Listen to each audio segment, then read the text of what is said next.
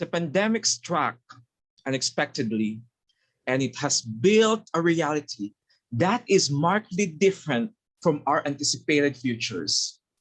COVID 19's entry in the Philippines created a slew of unexpected issues for several areas of our economy: rapid economic downturn, immediate job losses, and widespread outbreak.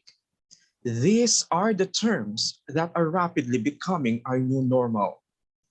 Although only doubt is definite at this point, a key thought occurred to me. The virus threat functioned as a rite of passage, dramatically expediting critical advances in educational technology integration. With less than a month to the end of the school year, I recall teachers being enraged in March about the announcement regarding the Luzon-wide lockdown limits. The first thing in their minds is how teachers might develop new methods for delivering classes while still keeping students engaged and meeting required capabilities. More crucially, teachers were forced to choose between e-teaching and traditional teaching, highlighting a stark split between the two. One, younger teachers preferred online tools, while seasoned teachers concentrated on augmenting traditional activity sheets. I am convinced that it was at this point that the Department of Education recognized the critical nature of schools adopting the idea of shifting from a teaching to a learning culture. In light of this, drastic steps were taken. Seeing the severity of educational sector's restrictions, several institutions issued an early call, urging instructors to immediately use remote learning technologies. Local publishing businesses, for example, supported Facebook Live webinars that efficiently trained teachers with necessary skills and bolstered their confidence in the face of the crisis.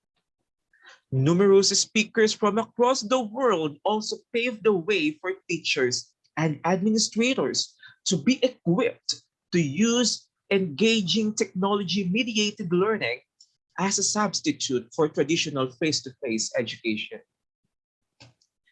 Additionally, free guided training programs through Zoom, Google Meet, Microsoft Teams were provided to ensure that teachers receive undivided attention in the event of a technical failure. Who would have imagined that the current economic crisis would highlight the educational possibilities of mobile applications, video conferencing software, and web-based solutions? The critical message here is that educators are willingly devoting time to these online sessions, demonstrating their grit in transforming their practices and mindsets toward rich and flexible learning. There is no doubting that the abrupt change to remote learning and work from home arrangements was first discouraging and onerous for the majority of teachers.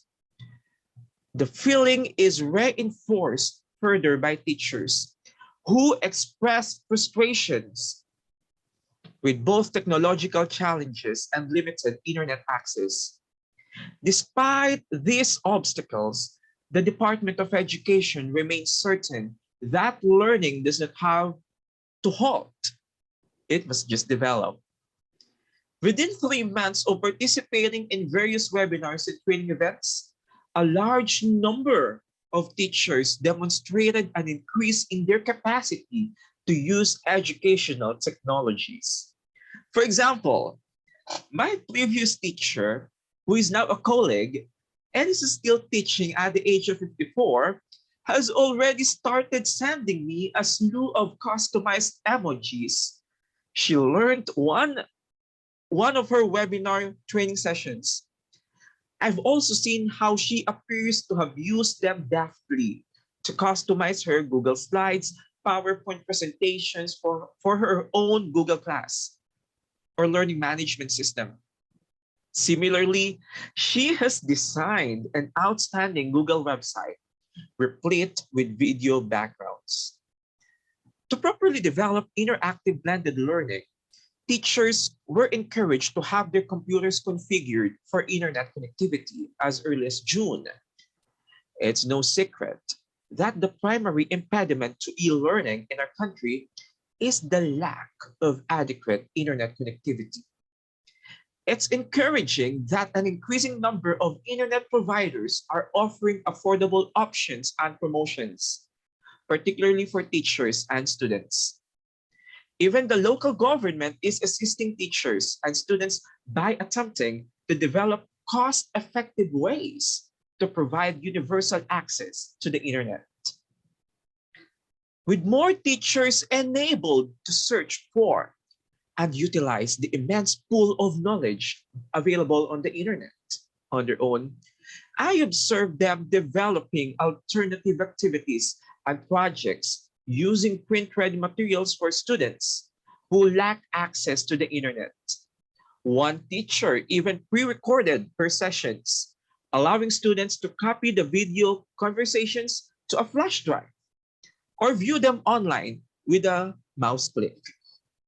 Despite numerous changes caused by the life-threatening menace known as COVID-19, Filipino teachers maintain their resilience. It is past time for us to appreciate their joint efforts in attempting to construct a more revolutionary educational system in the Philippines. The level of commitment, self-sacrifice, and support necessary to dive in and do whatever it takes to assure high-quality education is extremely amazing. The COVID-19 pandemic really threatened many aspects of our personal and professional lives. Yet, it also opened doors of opportunities as we battle against this unseen threat. We've made a lot of realizations. We obtained new skills. We have unceasingly learned to be always strong and resilient, and many more. Positive thinking is more powerful than negative thinking. If you desire happiness, contentment, prosperity, and inner peace, begin believing that you possess the ability to accomplish them. Concentrate on the positive aspects of life and anticipate favorable outcomes. Be brave and remember what St. Catherine of Siena said.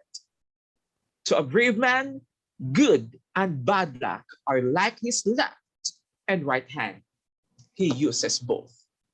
Thank you, and may God be praised. Over to you, Toastmaster of the evening.